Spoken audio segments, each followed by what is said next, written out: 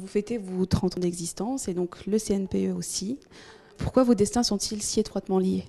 Ils sont étroitement liés parce que quand M. Boller a voulu construire le district, c'était pour que toute la manne de la centrale ne retourne pas, d'une part, au niveau du département, au niveau de l'État, mais reste sur ce territoire nord-mosellan. Et d'ailleurs, au départ, il avait été contacté, les voisins qui sont aujourd'hui la CC3F, il avait été contacté d'autres communes, même en dehors de notre périmètre, mais qui à l'époque n'avaient pas voulu venir. Donc forcément, notre histoire et l'histoire du district et de la communauté de communes est à 100% liée avec le CNPE.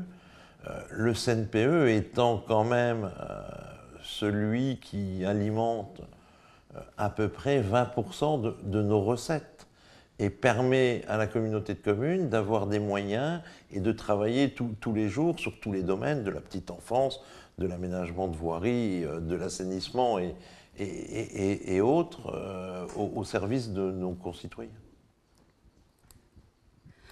Comment la communauté de communes se prépare-t-elle pour l'afflux de population du grand carénage planifié par le CNPE?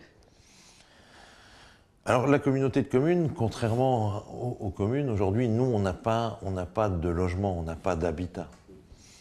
Par contre, il y a déjà maintenant 3-4 ans, on a fait développer et on a participé au développement notamment de la construction de gîtes et de chambres d'hôtes à travers les subventions qu'on pouvait donner. Je rappelle quand même qu'on peut donner jusqu'à 30 000 € d'aide sur un gîte qui nécessiterait 150 000 € de travaux.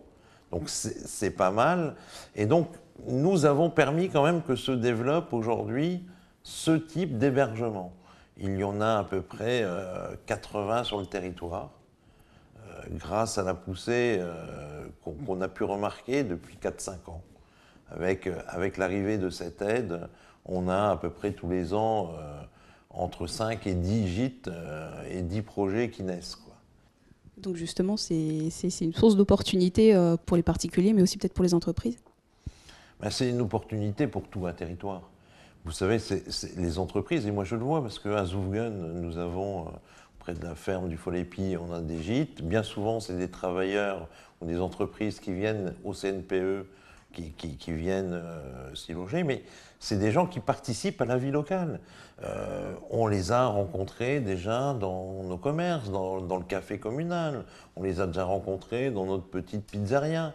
Donc, forcément, le fait d'avoir le carénage, d'avoir ces entreprises et de les garder pour qu'ils puissent être hébergés, derrière, je pense et je suis convaincu qu'on enclenche une synergie qui bénéficie à l'ensemble des acteurs économiques du territoire de Cattenom et environ. Que propose la communauté de communes pour aider ou inciter les entreprises à s'implanter dans le territoire? Alors, jusqu'à présent, on a toujours eu une politique essentiellement basée sur la création de zones artisanales. Et le prix d'achat des terrains était plus que compétitif. Pour vous donner un exemple, la zone de Cattenom s'est vendue à 10 € TTC. À savoir que le coût qu'il a fallu mettre pour la collectivité était plus proche des 40 ou des 50 €. Donc, quelque part, la part que la communauté de communes mettait en différence, eh ben, c'était pour faire venir des entreprises sur le territoire. Et nous continuons aujourd'hui dans cette démarche à travers nos zones de Étangerande et la zone de Canfun. Ces deux zones, normalement, devraient se développer dans les mois à venir. Au-delà de ça, on a essayé de rassembler un peu les entreprises, vous savez, à travers une journée qui s'appelle les Econo-Meetings. On les aide aussi à travers la boutique de gestion Alexis. C'est-à-dire qu'on aide et on apporte une aide financière aux créateurs d'entreprises, aux gens qui veulent innover, qui veulent racheter d'autres entreprises. Et c'est un partenariat qui revient annuellement à la CCE aux alentours de 30 000 €. Que propose la communauté de communes aux particuliers pour faire des économies d'énergie? Alors, aux particuliers, en matière d'économie d'énergie, on a une aide sur tout ce qui est chauffe-eau solaire. Vous savez qu'on finance et on subventionne l'achat de panneaux solaires dans le cadre de l'alimentation de leur chauffe-eau. On apporte des aides sur tout ce qui est tri sélectif, tout ce qui est compostage. Bien sûr, il y a les déchetteries.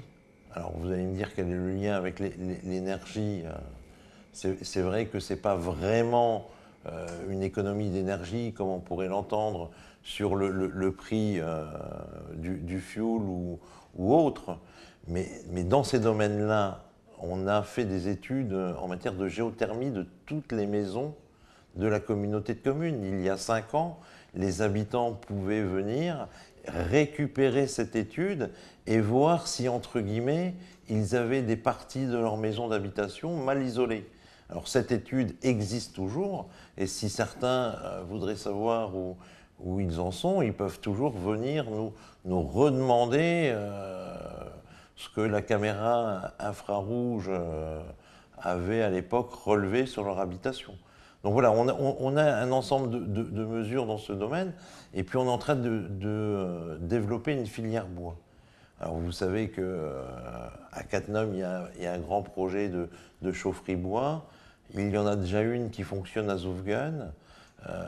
Le but étant que la communauté de communes fabrique avec le bois qu'elle récupère à la déchetterie des plaquettes qui pourraient être revendues ou aux communes, ou peut-être même demain à des particuliers qui se chaufferaient à travers ce type de chaudière. Pour 2016, quels sont les grands chantiers de la communauté de communes?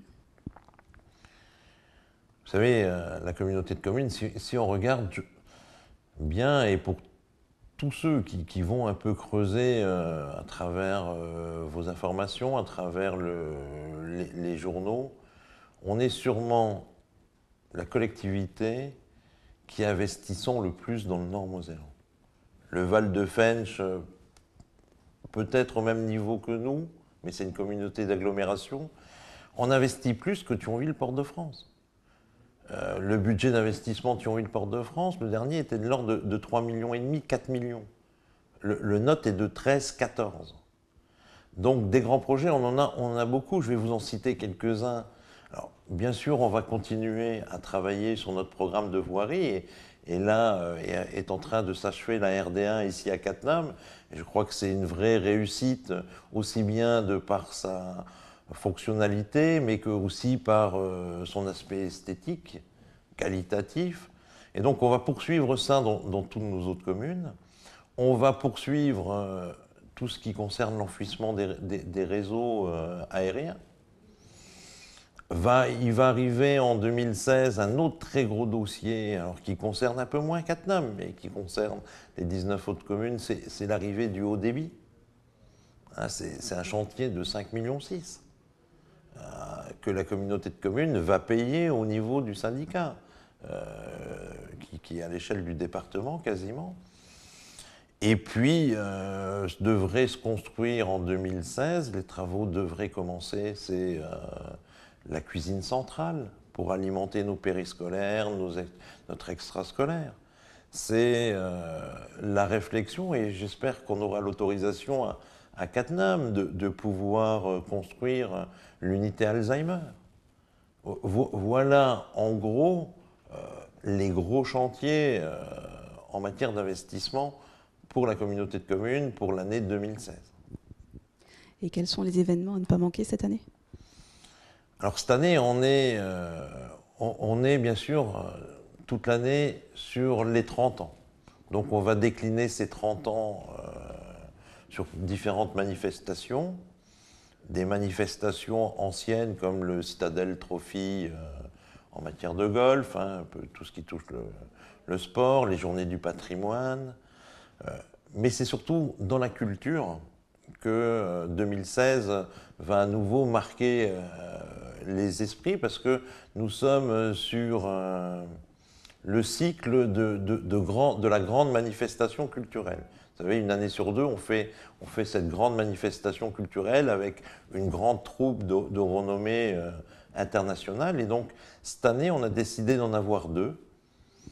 Alors, logiquement, le MU, c'est un spectacle qui aura lieu le 17 et 18 juin, et là, à Zoufgen. Et je suis à la fois content que ça peut se passer à Zoufgen.